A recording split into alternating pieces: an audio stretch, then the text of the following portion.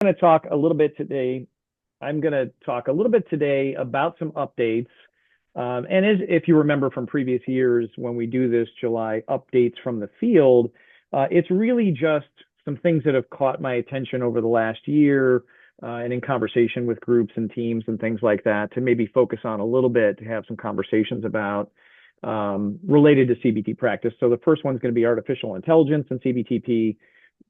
Talk a little bit about formulation. We've made a couple little adjustments to it in terms of how to try to enhance it, looking at societal influences and family systems. And then I'll provide just a little update on our current training levels and then some stuff on professional network stuff. So moving into integrating AI and CBTP, right? Like, I think AI has been one of the things that's been a lot of folks' minds, right? Like how many people think about that, run into that every day, right? I mean, how many people kind of see that? How does it interface with your life? There's a lot to it, and I've been hearing a lot about it. And I thought, let me explore this a little bit. And there's a couple areas that it definitely popped up when I've been doing CBT work and thinking about AI. So I thought I would just do a little presentation on it. And then, of course, disclaimer, this is not an area of expertise. So I did the best I could to try to compress lots of information into a few bits and summary points. And then I provided a lengthy resource list for you guys to go to and look in more detail. But the fact of the matter is AI is everywhere in our lives. We were just talking before we get on here. If you do a simple Google search, that's going to be informed by AI kind of tools and technology. So your phone is informed by that. There's a lot of influence that happens. So let's think a little bit about how it might affect or might interface with CBT. First of all, what is it? We kind of start with this idea of machine learning. So we can teach computers, machines to learn based on human learning principles. And in the earliest forms, humans would set all the parameters and guidelines. And that would be, in this model, there are three types: supervised, unsupervised, and self-supervised learning models. So a machine that learns in a supervised way has been given data, labeled data. It's already been given categorical or continuous information, and then it learns from that information to make predictions or classifications. The example I saw that was clearest for me was in your email. You might have an email that's like focused, and then there's another one that's other. Your computer will sort your emails, and that's based on an algorithm that your computer develops based on like, this is a good email, this is a junk email or an advertisement email, and it learns to read those so that when it comes through, it filters it for you. It is imperfect. When I go to my other box, I will see that there are some things I actually do want to look at, but it makes predictions based on information that was given. The other machine learning models are unsupervised and self-supervised. The ones that are considered unsupervised or self-supervised learn from unlabeled data, which means it just searches lots of data, and then the computer is trained through algorithms to recognize similarities, discover underlying structure. That would be in an unsupervised model. And then in the self-supervised model, not only does the program identify patterns in this unlabeled data, it uses this information to further optimize performance, right? So it kind of keeps checking. So, and even using the example of my email, once we get past the supervised model, if it's opened up to kind of correcting itself, when I move emails from the other file into the main file, I'm giving information to the algorithm to say, hey, keep these, exclude those, right? So it's kind of learning based on certain patterns. Deep learning, I mean, this gets into a space that I really hardly understand, but it's the idea of they try to develop these algorithms to be similar to the biological neural networks that we have. So they try to mimic the logic and learning functions of the way that we learn, right? And I don't have the expertise to really explain how that happens. What we tend to use, the most common tools we use are based on large language models. So these use complex algorithms to gather information and then generate human-like text, right? They give us information. So Google, tell me all the CBT approaches for X. It looks for it, searches lots of databases, and generates sentences and paragraphs of this information. And it's based on they call it natural language processing. So computers are taught how to process relationships between words and phrases in a very complex way. And the examples of this are things like ChatGPT, Perplexity, Claude, Gemini. Are you guys familiar with those? Have you heard those, either with a nod or otherwise? All right, so that's kind of the landscape, a little bit overly simplistic. What are some common uses in mental health practice? Well, when I first thought about it, just like looking up information, I will commonly go to, frequently go to just Google and ask questions. And then sometimes it'll send me over to an AI informed, like an open AI sort of format, or I could go to Chat GPT or some other format and just get information. And I'm always impressed with the incredible amount of information it accesses, summarizes, and organizes it very well. I mean, it's just stunning how much information is available that way. Um, in doing the literature search, I found the most common practice tools right now are things like AI generated progress notes. Um, at one of the agencies I work at, they're using this function. They have AI chatbots that work almost like virtual therapists. And there was a very early form of this called ELIZA. I'm not sure how many folks remember this. This was in 1966. A computer was programmed to basically mimic Carl Rogers, the Rogerian therapy. So the client would say something, and then the computer would hear the phrases and then reflect back. So it was developed, and this is 1966, but it was very rule driven. So they had a very structured rule process that they did to kind of mimic the way Carl Rogers would respond to a client. Now there are more contemporary versions of this that are far more sophisticated in these, self-supervised, deep learning models that provide conversation, supportive dialogue, education, things like that. The Rupert article that's listed there it's an app that provides therapy, an exposure kind of therapy for social anxiety and other conditions. And they've tested it and have found pretty good results with it. And it's all AI kind of generated app that's used. There are tools for enhancing therapy skills. I'll talk about that more later. Lots of monitoring and tracking apps. So one of the things we're curious about is like, how do you use AI? Are you aware of using AI? And so Brian is going to put into the chat box a little link that'll do a survey for us. And if you're able to multitask, go ahead and do that, fill it out. And then at the end, once we're out of the reporting phase, we'll kind of, we'll talk about what folks indicated in there. But for the sake of time, I want to keep moving on.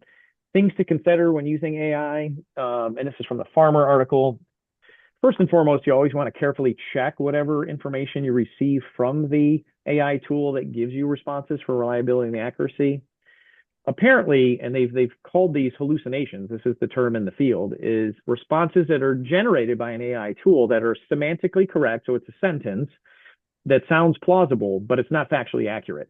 All right. And there was one reference to some lawyers had submitted some briefs that AI generated, but had a lot of wrong information. And of course, that led to problems. And then they were held accountable for not recognizing that AI could hallucinate. So you always need to check the information if you ask for information. Even though, so the second bullet point is AI responses are not bias free. So even though it's mathematical and algorithmic, it still is prone to bias, right? It's the information we get is based on data that's available, which could be biased. The guiding algorithm of the tool. Some tools are designed to try to please the person seeking information, so kind of following your prompts in that way. And the quality of the prompt that you use to get information also guides the response. So in a simple way, if I said, tell me all the good things about CBT, what are the advantages, what are the benefits, it would keep giving me that information, but would not give me necessarily the stuff that's more negative as if I kept prompting it in that kind of way. All right, so the prompts are important. So just as an example, a tale of two prompts. So I said, what are the key issues for AI and CBT practice? So that was the first prompt that I used, very open-ended to Chat GPT.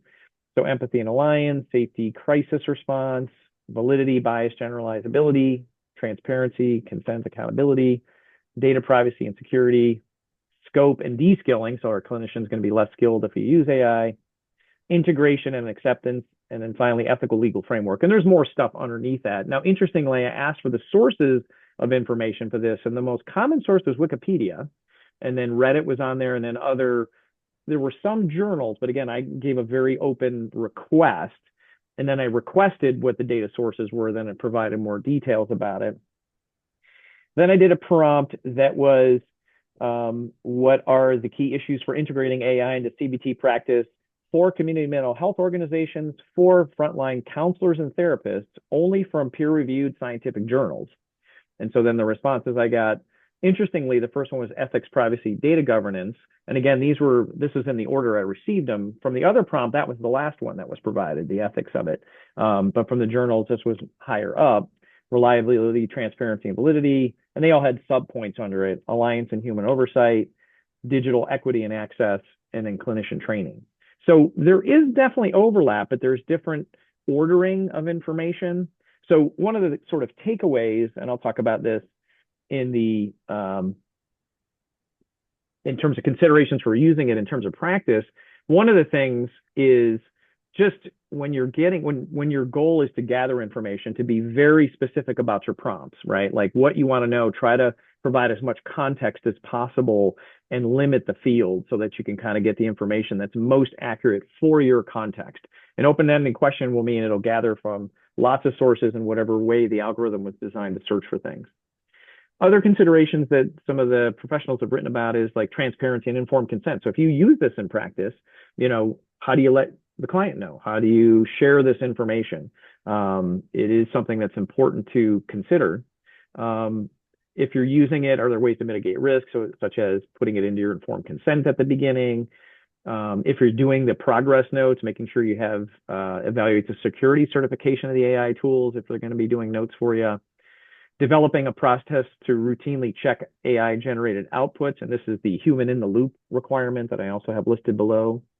And then monitoring influence outcomes. So just being, there are great advantages to using, but also we need to just be aware of how the tool works.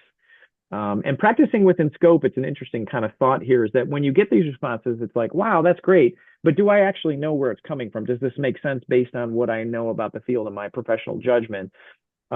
They talk about just kind of understanding the logic and sources of information leading to those responses. So if you ask AI to help generate homework for somebody, you can understand, oh, okay, I see where that comes from, this part of CBTp.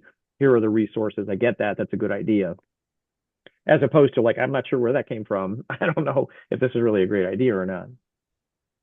Some of the uses that I've seen in CBT specifically in the literature: AI systems have been developed to identify markers of distress from social media, in particular psychosis. And I've seen some studies where they've looked at algorithms seeing changes in people's social media activity and being able to predict folks who are showing early signs of psychosis. They've used AI to develop an avatar in the treatment of hallucinations. So there's a visually generated image that interacts with the person. It's the person's own sort of depiction of their hallucination, and then there's some interaction that happens, and so they get kind of exposure to their hallucination and how to work with it in that way, with some good results in that particular study. That's from Garrity. And then there's something called Game Change, which I presented to this group a couple of years ago, which is an automated virtual reality exposure treatment to treat agoraphobic avoidance in psychosis. And this is from Dan Freeman's group. So they have the goggles and they have a set of scenarios where the person is usually homebound, and they in steps help them to virtually challenge their beliefs and kind of get out of the house virtually to kind of help their brain be exposed to the things that they're afraid of. And we know that exposure works, so they just translate it into a virtual reality game so that they can kind of practice, and they got good results related to it.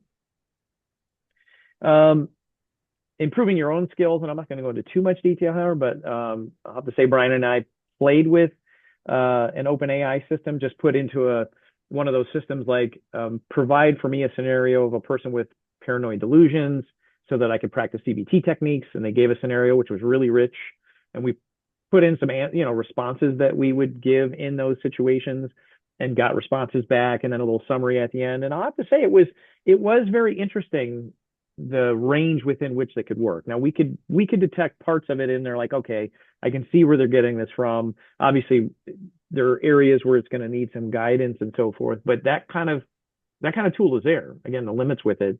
Now there is a tool developed by Kapelovich and colleagues that's called CBT Pro, I believe, but it's a CBT online training with automated feedback. So essentially, they developed a system where they show role-played simulated clients who present a scenario verbally, and then the clinician is prompted to how they would respond in predefined areas. So like normalization, stress vulnerability, homework, behavior activation, like what you would say in those moments.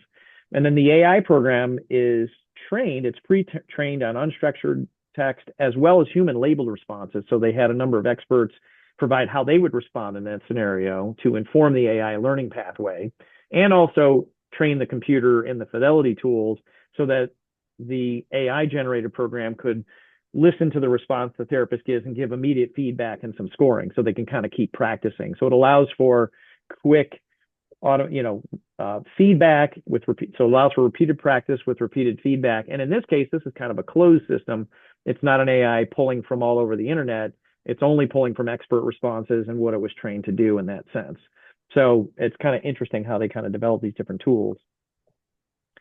So as with any tool, know the strengths and weaknesses, learn how to optimize it. So always be aware of what our values are in terms of how we want to use this tool. So person-centered, recovery-based, we want to be ethical and competent, and then lots and lots to learn. So there's resources at the end for you to kind of follow up with that. So with that, I'm going to move on to the next part of the update. We'll come back in the Q&A related to this. The other update I'm going to give is just a little bit on formulation, and I'm not going to belabor it too much. We know that formulations are maps, hence the map, that kind of helps us with the person we're working with understand what's important to them, what their goals are, and what's influencing their distress. And we're going to try to expand that a little bit. So this is the familiar maintenance formulation you guys are all familiar with. Situation happens, we have thoughts and beliefs, emotions, behaviors, and certain outcomes. And we know that our beliefs, we've been trained this over and over, are influenced by early life experiences and trauma. So hence we have the little sidebar that comes up here. But there've been some more recent work on the potential impact of societal influences. My little thing didn't come up here. Hold on a second. Where are you? There it is.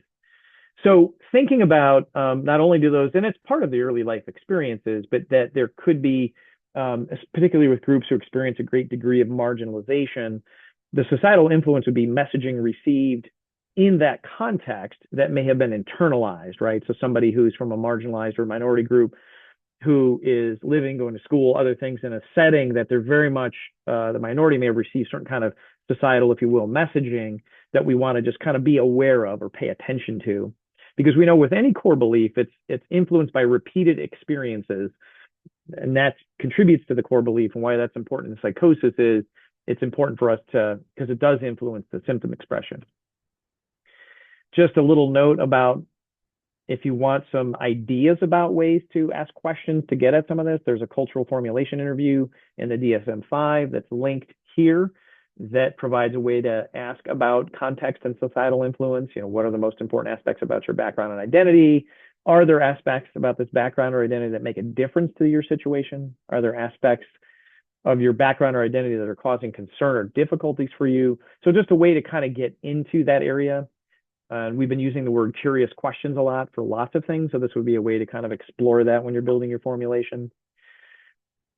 The other part of the societal influence is the family/cultural lens. And this is a slide we've used before, but just a kind of reminder that the home environment contributes to the way a person experiences symptoms, how it gets activated.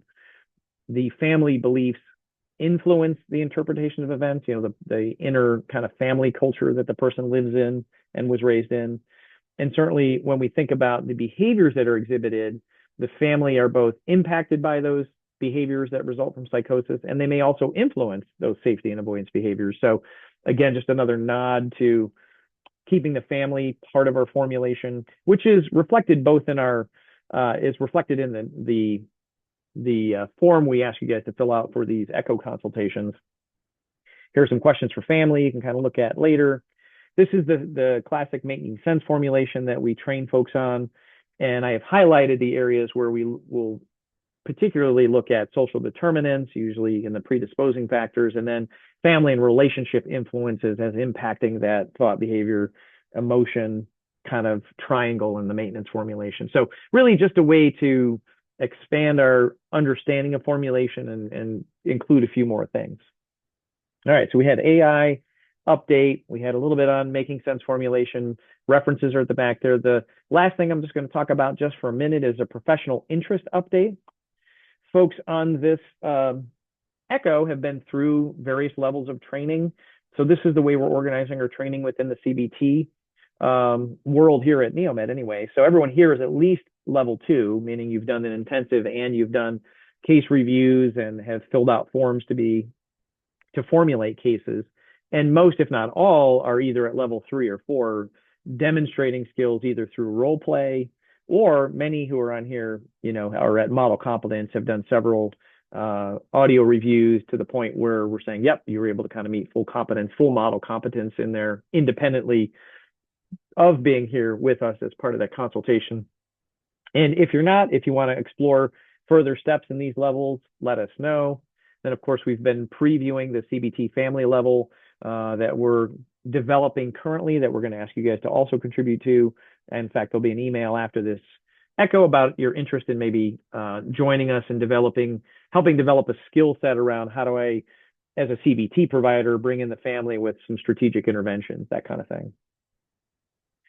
And last but not least, encourage folks to consider joining something like the North America CBT for Psychosis Network. Full disclosure, I am the membership secretary, so there is a little bit of interest there as well. However, check out the website. There's lots of resources there, training opportunities. There's a whole research section that's provided there. So if you want to look at some recent research that's organized, you can look there. We have different working groups. So the other announcement is we have a new membership category for individuals who have lived experience of psychosis can now join the network. I'm on that working group as well. And we're thinking about ways to incorporate so folks who have lived experience, how to help teams, how to help research, et cetera, et cetera. And then up and coming, we're going to have a directory of CBT providers as part of this network. And we'll be hosting the first ever NACBT virtual conference. So we have someone lined up from the UK, an expert on trauma and CBT, and that'll be in 2026. That'll be up and coming. I will make sure you guys have the advertisements for that. It'll be a virtual conference, but it's the North America's version of like what's going on in CBT for psychosis. We're pretty small still, and we're pretty present in Canada and the US, trying to get Mexico a little bit more involved, but we're trying to represent the continent that way. So if you're interested and want to have that kind of network, I encourage you guys to consider that. We also host something called a fireside chat every month. So an expert comes on, talks about a couple topics, but it turns into just a conversation about like strategy, skills, et cetera. So it's a nice opportunity to kind of hear from some of the experts and others in the community when you have questions. All right, and then I have resources and references, and I've gone over a little bit, so I'm going to stop there.